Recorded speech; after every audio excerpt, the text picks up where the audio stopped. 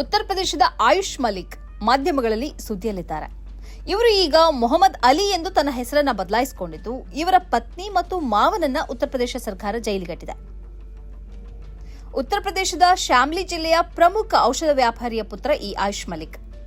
ಇವರು ಈದ್ ಪ್ರಾರ್ಥನೆ ಸಲ್ಲಿಸುತ್ತಿರುವ ದೃಶ್ಯ ಸೋಷಿಯಲ್ ಮೀಡಿಯಾದಲ್ಲಿ ವೈರಲ್ ಆದ ಬಳಿಕ ವಿವಾದ ಶುರುವಾಗಿದೆ.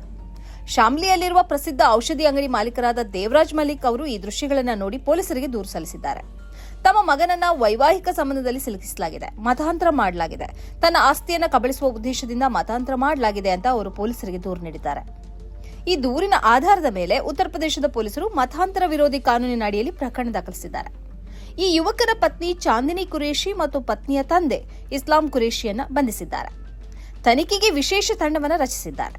के आधार पे जो इसमें इंक्वायरी जांच हुई तो जानकारी ये हुई कि यह लड़की चूंकि ये थेरेपिस्ट थी और ये लड़का यहाँ सिल्वर बेल से पास आउट है 12th क्लास तक, और फिर बाद में इसने वेंकटेश यूनिवर्सिटी अमरोहा से इसने बी फार्मा कर रखा था.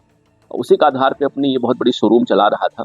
तो उसने उसी के माध्यम से इसको इसने संपर्क किया और बाद में जिम में महिला रही है, जिम के माध्यम से टच इसमें किया.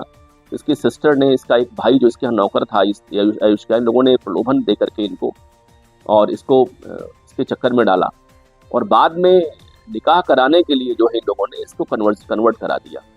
अभी वर्तमान में लंबी लंबी दाढ़ी रखता है और इस्लामी. ಇದೇ ವೇಳೆ ಈ ಆಯುಷ್ ಮಲಿಕ್ ತಾನೇ ಕೆ ಮೊಹಮ್ಮದ್ ಅಲಿ ಆಗಿದ್ದಾನೆ ಅಂತ ಮಾಧ್ಯಮಗಳ ಜೊತೆ ಹೇಳಿದ್ದಾರೆ.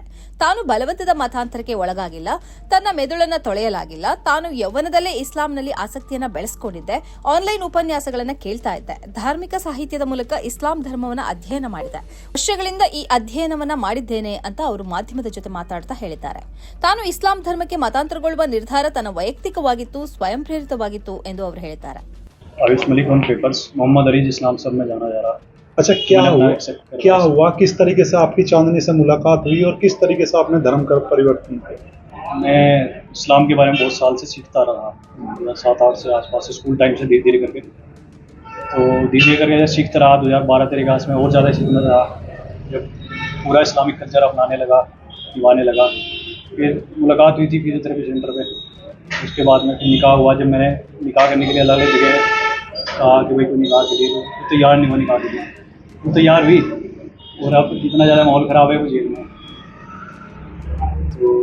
ಆಯುಷ್ ಮಲಿಕ್ ಅವರು ಸುಮಾರು 4 ವರ್ಷಗಳ ಹಿಂದೆ ಮದುವೆ ಆದರು, ದೆಹಲಿಯಲ್ಲಿ ಚಾಂದಿನಿ ಕುರೇಶಿ ಅವರೊಂದಿಗೆ.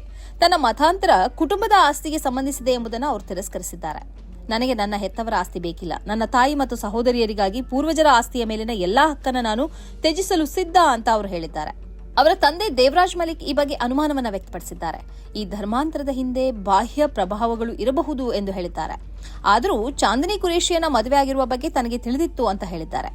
ಇಸ್ಲಾಂ ಧರ್ಮವನ್ನು ಅಧ್ಯಯನ ಮಾಡಿ ಯಾರಾದರೂ ಆ ಧರ್ಮದಿಂದ ಪ್ರಭಾವಿತರಾಗಿ ಆ ಧರ್ಮದಂತೆ ನಡೆದುಕೊಳ್ಳುವ ನಿರ್ಧಾರ ಮಾಡಿದ್ರೆ ಅದನ್ನು ತಡೆಯುವುದು ಸರಿಯೇ ಎಂಬ ಪ್ರಶ್ನೆ ಇದೀಗ ಉದ್ಭವಿಸಿದೆ.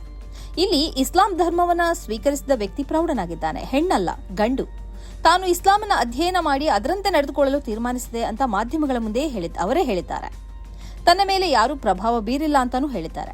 ಇಷ್ಟೆಲ್ಲ ಆಗಿಯೂ ತನಿಖೆ ನಡೆಸುವುದಕ್ಕಿಂತ ಮೊದಲೇ ಆತನ ಪತ್ನಿ ಮತ್ತು ಮಾವನನ್ನ ಬಂಧಿಸಿದ್ದು ಸರಿಯೇ ಎಂಬ ಪ್ರಶ್ನೆಯೂ ಉಂಟಾಗಿದೆ. ಉತ್ತರ ಪ್ರದೇಶ ಸರ್ಕಾರವು ಮತಾಂತರ ನಿಷೇಧ ಕಾಯ್ದೆಯನ್ನು ದುರ್ಬಳಕೆ ಮಾಡಿಕೊಳ್ತಿದೆ ಎಂಬ ಆರೋಪವೂ ಎದ್ದಿದೆ.